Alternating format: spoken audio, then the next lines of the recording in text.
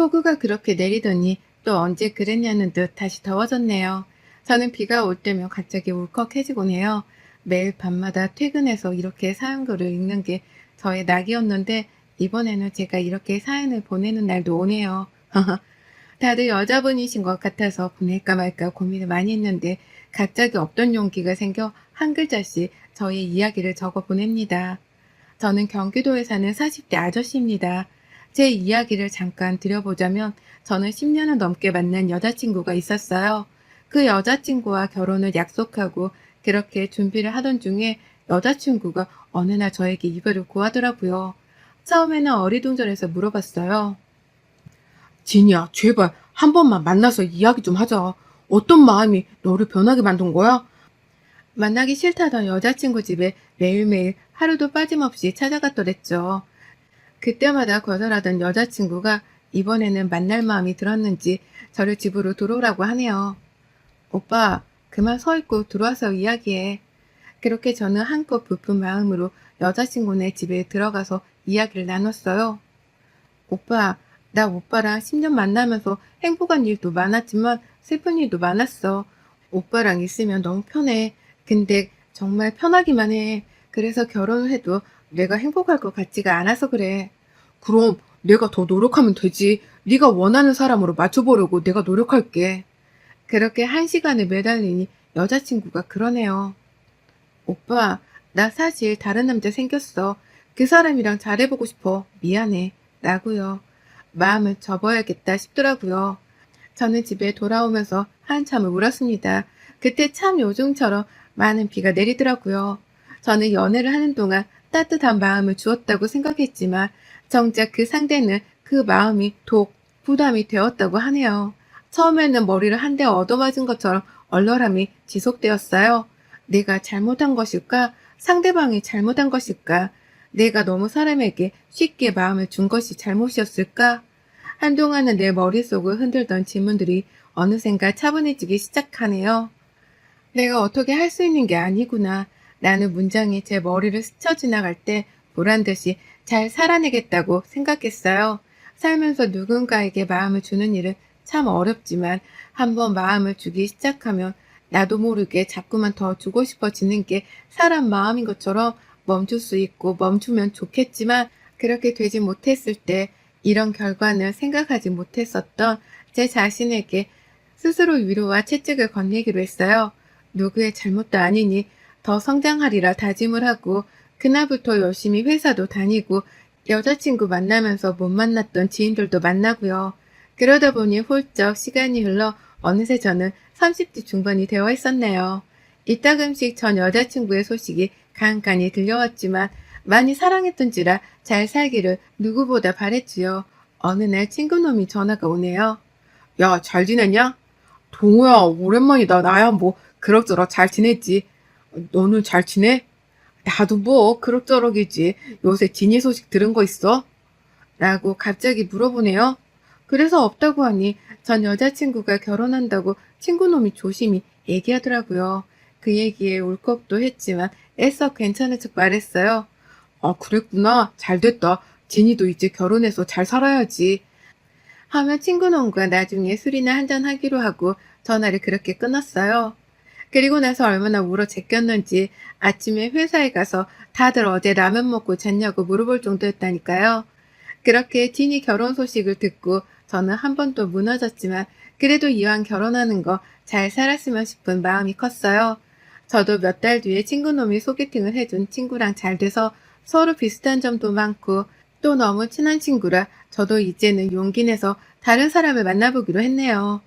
그 여자친구는 저랑 사귀는 내내 저에게 먼저 밥은 먹었냐, 잠은 잘 잤냐, 정말 잘 챙기는 사람이었어요. 저희 부모님께도 소개를 시켜줄 정도로 진지하게 만난 사이이기도 했거든요. 그렇게 저도 조금씩 제자리를 찾고 전 여자친구를 잊어가던 찰나에 갑자기 새벽에 정말 익숙한 번호로 전화가 오네요. 한 번도 잊지 않았던 번호, 바로 전 여자친구였어요. 왜 이 시간에 전화를 했을까? 처음에는 받지 말까 하다가도 사람 마음이 왜 이렇게 간사한지 저도 모르게 전화를 받고 있더라고요. 여보세요? 오빠, 나야. 잘 지냈어? 아, 진이구나. 잘 지냈지. 너 결혼했다는 소식은 동호 통해서 들었어. 축하해. 차마 갈 용기는 나지 않아 마음속으로 축하를 했네. 그랬구나. 그냥 갑자기 술을 마셨는데 우리가 자주 가던 곳에 와서 오빠 생각이 많이 나서 연락을 해봤어. 아, 고마워. 잘 살고 진심으로 결혼 축하해. 라고 끊으려는 순간 갑자기 저에게 잠깐 만날 수 있는지 묻더라고요.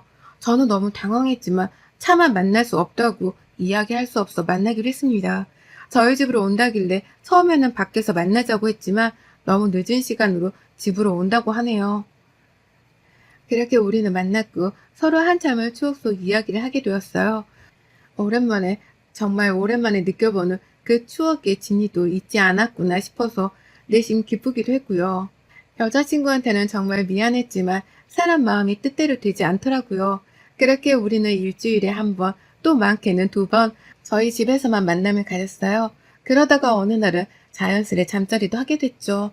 한 번, 두 번, 세 번. 그 횟수가 많아지고 저는 더 이상 이대로는 안 될 것 같다 진이에게 솔직히 말을 했어요. 진이야, 내가 정말 미친놈이야. 너 결혼한 거 아는데도 내가 이런 행동을 했다는 게 정말 미안하다. 우리 두 번 다시는 만나지 말자. 라고요. 그랬더니 진이는 자기 이혼한 지 한 달이 되었다네요. 결혼하자마자 전 남편이 폭력성이 심했는지 싸울 때마다 물건을 집어던지고 심지어 자기도 때렸다고 해 바로 이혼했다고 해요. 그러다가 제가 생각이 나서 연락한 거고요. 저는 사실 지금 만날 사람이 있다. 근데 네가 연락이 와서 내가 거절을 할 수 없어 이 상황까지 오게 되었다. 이렇게 되는 건 서로에게 좋지 못하니 그만하자고요. 그렇게 우리는 만나지 않기로 했지만 제가 여자친구를 만날 때마다 같이 잠자리를 할 때마다 진이 생각으로 온종일 뒤덮었어요. 집에 오면 진이랑 함께했던 시간들이 떠올라서 같이 누웠던 침대를 보면서 하염없이 울기도 했죠. 이런 제 마음을 더 이상 숨길 수 없다고 생각하고 여자친구한테 미안하지만 이별을 구했습니다. 그리고 진이에게 달려가 우리 다시 만나보자고 했어요. 진이도 흔쾌히 허락을 했고 우리는 그렇게 평범한 연인처럼 옛날로 돌아가서 사랑을 했죠. 그게 제 착각이었는지도 모르고요. 그렇게 우리는 결혼을 하기로 약속을 했고 부모님이 반대를 많이 하셨지만 제 마음을 꺾을 수 없어 결혼을 허락해 주셨습니다. 근데 결혼하면서 많이 싸우기 시작했어요. 진이는 꼭 신축 아파트에 살고 싶다고 하고 저는 너무 무리일 것 같아서 조금씩 넓혀가자 이야기를 했어요. 부모님께 결혼하면서 도움을 받고 싶지 않아서 제 힘으로 하고 싶었거든요. 그렇게 싸우다 진이가 이렇게 하면 결혼을 못할 것 같다 말을 하니까 더 이상 놓치면 안 될 것 같아 부모님의 도움을 받아 경기도 신도시에 있는 신축 아파트로 신혼살림을 시작했어요. 매일매일이 행복에 겨워서 살 만큼 우리는 정말 행복했어요. 빨리 아이도 가지고 싶고 이제 저도 외벌이로 살 수 있을 정도의 연봉이 되어서 진이에게 이야기를 건넸죠. 자기야, 이제 우리도 애기 가질까? 지금 내 연봉이면 충분히 외벌이로 살 수 있잖아. 오빠, 나는 우리 둘이 좀 더 즐기다가 가지고 싶어. 조금만 더 있다가 아이 갖자. 라고 하길래 아직 우리 둘이 좋구나 싶어서 그렇게 철석같이 믿고 기다렸죠. 그때까지는 아무런 의심이 없었어요. 진이는 저희 부모님이랑도 너무 잘 지내고 저희 집이 딸이 없는데 딸처럼 알뜰살뜰 엄마 아빠를 챙기더라고요. 그런 모습도 너무 예뻐 보였죠. 저희 엄마가 음식 솜씨가 굉장히 좋으신데 저희가 큰 집이라 제사를 꼭 지내는데 제사 때 먹어본 전이 너무 맛있다고 엄마한테 전화해서 전 만들어 달라고 애교도 부리더라고요. 저희 엄마도 딸이 없어서 그런 진이 애교에 음식이나 전 등을 엄청 바리바리 싸서 보내주시고 하셨어요. 저는 이런 게 행복이구나 싶었죠.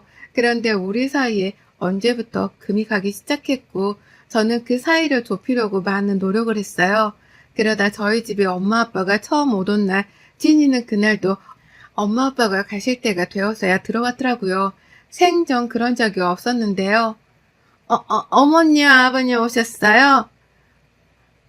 진이야, 왔구나. 얼굴 꼭 보고 가려고 했는데 이렇게 왔네. 라고 저희 어머님이 말을 건네니 네, 죄송해요. 일이 너무 많아서요. 라고 하더라고요. 그렇게 그날은 엄마 아빠랑 집으로 가시고 저는 진이랑 둘이 이야기를 했죠. 아무 일도 없다고 하는데 도대체 무슨 일이 있어서 이러는지 물어보는데도 딱 잡아서 아무 일도 없다고 하더라고요. 그러다 그 사건이 터졌어요. 회사에 누가 찾아왔다고 해서 나가니 어떤 말끔하게 생긴 남자분이시더라고요. 누구신지 저를 찾으신다고 해서요. 아, 안녕하세요. 박진희 씨 아시죠? 네, 저희 와이프인데 무슨 일이세요? 그 사람이 들려준 이야기는 그야말로 충격적이었어요. 지금 이 남자분은 강남의 유명한 룸사롱에 있는 총괄 매니저라고 소개했어요. 찐이의 가명은 나타샤로 강남 신사 이쪽에서는 굉장히 유명한 지명 1순위라고 하네요. 근데 돈을 값을 해놓고 가게도 나오지 않고 잠수를 타길래 물어물어 저를 찾아왔더라고요. 돈을 달라는 이야기였겠죠. 빌린 돈이 얼마냐고 물어보니 값을 받은 돈이 자그만치 1억이라고 하네요. 처음에는 이게 무슨 사기인가 싶어서 믿지 못하겠다고 증거를 대보라고 하니 제 와이프가 다른 남자들이랑 찍은 사진들이 수두룩하더라고요. 키스하는 사진 거의 다 벗지만 않았을 뿐 남자 무릎 위에 있는 사진 등을 보여주네요. 처음에는 믿지 않았지만 이 사진들을 보니 지금까지 했던 행동들이 이해가 가더라고요.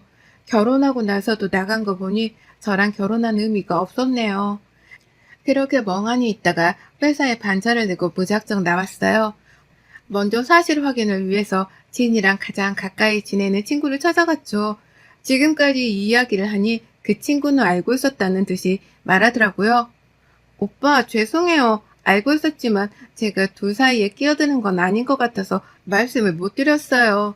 라고요. 그러면서 이왕 이렇게 아시게 된 거 진이가 오빠랑 결혼한 목적이 사랑이 아닐 거라고 하네요. 알고 봤더니 빚이 많았고 그 빚을 갚기 위해 저랑 결혼했더라고요. 제가 자기를 사랑하니까 이야기하면 해줄 거라고요. 그래서 지금까지 참고 기다렸다고요.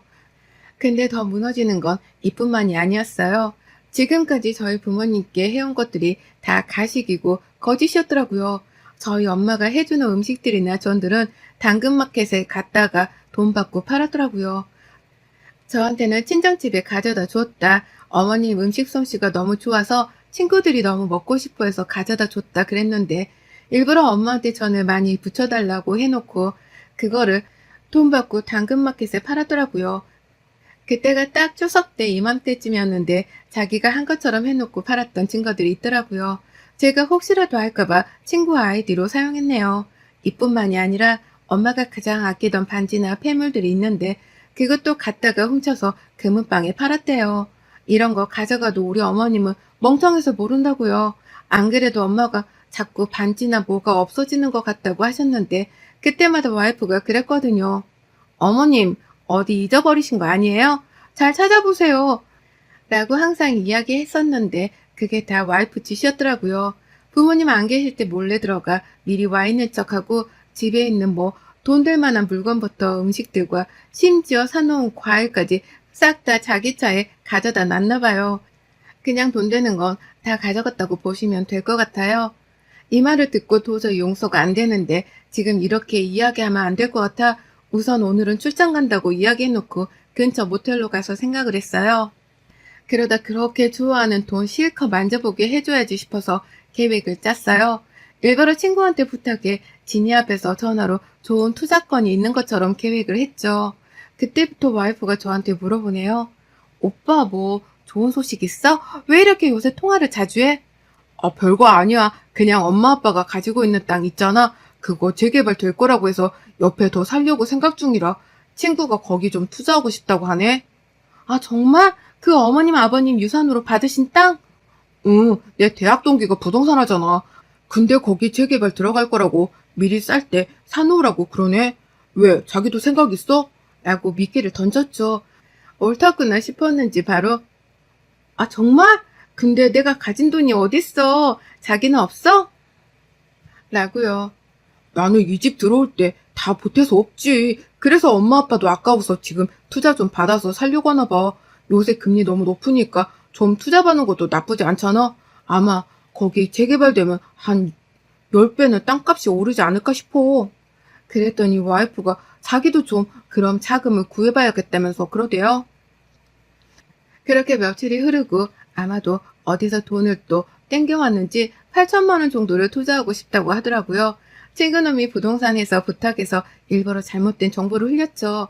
그렇게 계약을 하고 그때부터 바로 제 계획에 돌입했어요. 집도 내놓고 없는 사이에 다행히도 좋은 분이 나타나서 바로 계약했어요. 그렇게 이사 날짜가 다가오고 와이프가 집을 비운 사이에 저는 모든 짐을 다 부모님네로 옮겼고 와이프 짐도 싹 빼서 현관 앞에 놨어요.